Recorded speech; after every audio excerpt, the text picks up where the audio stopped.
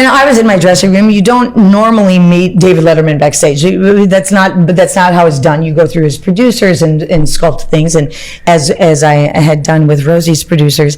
And I got a knock on the door, and Rosie comes in and sits herself down uncomfortably in front of me, and basically states, "Let me cut to the point.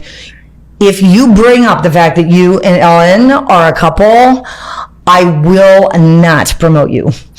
We will erase this episode. If you bring her up, if you bring up gay love, if you bring up love, if you bring up anything having to do with the movement that you feel that you're a part of, you will not have your film promoted." Now, that was a long time ago, and that was Rosie O'Donnell. And I remember Ellen's For the youngins out there that might not know, Rosie O'Donnell is openly gay herself. Openly gay now. She was not then. Oh, and I do have to say, no one at that time stood by Ellen's side. I'm proud to have been the person to do it because she certainly didn't have support. And for that, I feel compassion. So that horror of I didn't even understand how things were sculpted. I did not understand how things were manipulated. I was a youngin', yet I'm no longer a youngin'. So, the fact that Ellen, and I've heard multiple stories of this, has had the same conversation in person with those of guests who may be my friends is I'll just equal it. I don't want to talk about emotion here when I talk about Ellen. I just want to talk about truth. If one was horrifying when Rosie tried to shut me up, why is yours not horrifying? And I think we want to ask why one would have such a domain after 20 years of trying to shut somebody up, so much so that her name could not be whispered. I don't know that they wanted to shut you up. I think she wanted to shut you down and shut you out. Very much she did. And by the way, she had a lot of people that went along with her. Because this is what's happening now, is that people are coming forward that I'm speaking with and saying, well, our hands were tied with the Ellen show. That means money. And if you think about...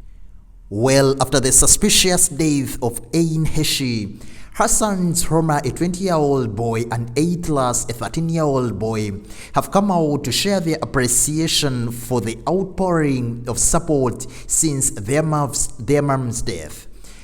They have come out to say that she'll be among her Hollywood peers. And according to the so many reports that are coming out on various social media sites, Twitter, Facebook, and Instagram, and Heche's death certificate has been released via the different social media sites, and it has been seen by a couple of press personnel, including us here at Degeneres. It reveals the actress will be laid to rest at the Hollywood Forever Cemetery in Los Angeles. The certificate actually that was obtained by the press also lists Aine's means of disposition as a cremation, and actually it was supposed to take place on August 18th, and her final arrangements were being handled by the Hollywood Funeral Home.